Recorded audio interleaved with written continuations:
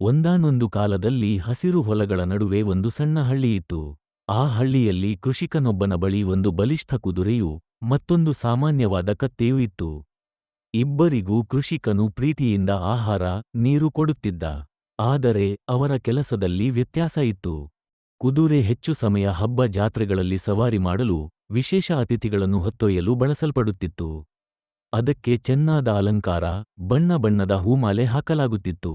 ಎಲ್ಲರೂ ಅದನ್ನು ನೋಡಿದಾಗ ಮೆಚ್ಚಿ, ಎಂಥ ಸುಂದರ ಕುದುರೆ ಎಂದು ಹೊಗಳುತ್ತಿದ್ದರು.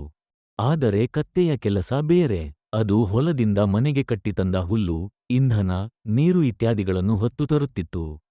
ಅದರ ಬೆನ್ನಿಗೆ ಯಾವಾಗಲೂ ಭಾರವೇ ಇರುತ್ತಿತ್ತು. ಜನರು ಕತ್ತೆಯನ್ನು ನೋಡಿ ಹೆಚ್ಚು ಗಮನ ಕೊಡದೆ ಹೋಗುತ್ತಿದ್ದರು. ಕೆಲವರು ನಗುತ್ತಾ, ಇದು ಬಡ ಕತ್ತೆ, ಬದುಕೇ ಬರುದಿಲ್ಲ ಎಂದು ಈ ಭೇದಭಾವವನ್ನು ನೋಡಿದ ಕುದುರೆ ತನ್ನಲ್ಲಿ ಗರ್ವಪಡುತ್ತಿತ್ತು. ಅದು ಕತ್ತೆಯನ್ನು ನೋಡಿ, ಓ ಕತ್ತೆಯೇ, ನೀನು ಯಾವಾಗಲೂ ಕೆಸರು, ಧೂಳಿನಲ್ಲಿ ನಡೆಯುತ್ತೀಯ. ಜನರಿಗೆ ನೀನು ಭಾರದ ಸಾಧನವಷ್ಟೆ. ಆದರೆ ನಾನು ಹಬ್ಬಗಳಲ್ಲಿ, ಉತ್ಸವಗಳಲ್ಲಿ ಗೌರವ ಪಡೆಯುತ್ತೇನೆ. ಕತ್ತೆ ನಕ್ಕು ಉತ್ತರಿಸಿತು, ಸರಿ, ನಿನ್ನ ಮೇಲೆ ಜನರು ಅಲಂಕಾರ ಹಾಕುತ್ತಾರೆ, ನಿನ್ನನ್ನು ಮೆಚ್ಚುತ್ತಾರೆ. ಆದರೆ ಕೆಲಸದ ವೇಳೆ ಯಾರು ಯಾರಿಗೆ ಉಪಯೋಗ ಆಗುತ್ತಾರೋ ಅದು ಮುಖ್ಯ. ಒಂದು ದಿನ ಸಮಯ ತೋರಿಸುತ್ತದೆ ಎಂದಿತು. ಅದೇ ವರ್ಷ ಬೇಸಿಗೆ ತೀವ್ರವಾಗಿ ಬಂತು. ಹಳ್ಳಿಯಲ್ಲಿ ನೀರಿನ ಕೊರತೆ, ಆಹಾರದ ಕೊರತೆ ಉಂಟಾಯಿತು. ಕುದುರೆ ದಪ್ಪವಾದ ದೇಹದಿಂದಾಗಿ ಹಸಿವನ್ನು ತಡೆಯಲಾರದೆ ದುರ್ಬಲವಾಯಿತು.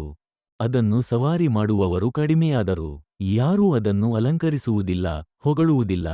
ಕೃಷಿಕನು ಸಹ ಅದನ್ನು ಕೆಲಸಕ್ಕೆ ಬಳಸಲು ಸಾಧ್ಯವಾಗಲಿಲ್ಲ. ಆದರೆ ಕತ್ತೆ ತನ್ನ ಸಾಮಾನ್ಯ ಶಕ್ತಿಯಿಂದ ಹೊಲದಿಂದ ನೀರು, ಹುಲ್ಲು, ಸಣ್ಣ ಮರದ ದಂಡೆಗಳು ಎಲ್ಲವನ್ನೂ ಹೊತ್ತು ಮನೆಗೆ ತಂದುಕೊಡುತ್ತಲೇ ಇತ್ತು. ಹಳ್ಳಿಯವರಿಗೆ ಬದುಕಲು ಅವಶ್ಯಕವಾದ ಸಹಾಯವನ್ನು ಅದು ನೀಡಿತು.